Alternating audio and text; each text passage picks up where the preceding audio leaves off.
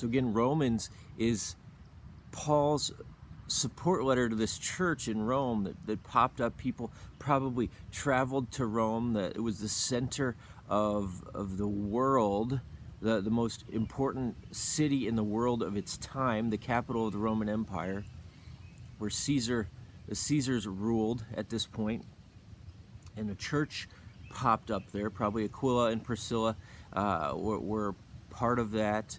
We don't know all the characters necessarily. There's a list at the end of people who were in the Roman church. But Paul's writing this letter so that they will support him, so that they'll know what he teaches, and he wants to go to Spain to preach the gospel where it hasn't been before. And so he tells them what the message is. He says in Romans, the first chapter of Romans, I am not ashamed of the gospel, for it is the power of God for the salvation of everyone who believes, first for the Jew and then for the Gentile, for the Greek.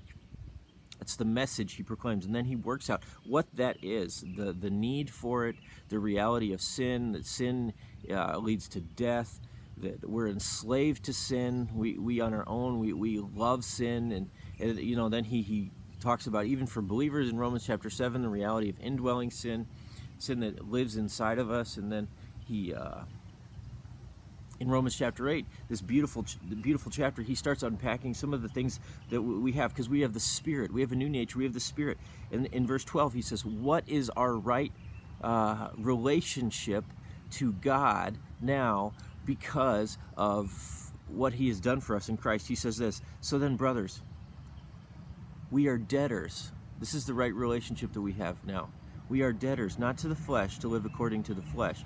For if you live according to the flesh, you will die. But if by the Spirit you put to death the deeds of the body, you will live. Catch that? We are debtors. That's our right relationship to God today. We are debtors. Jesus tells a parable of a man who owed a life's income and more to his Lord, to the king. Don't know how he lost it, but and the king graciously says, it's forgiven. And the point in Jesus' parable is that is us. We have been forgiven so much. So when Paul says we are debtors, that's a real thing. The God of the universe forgave you and I.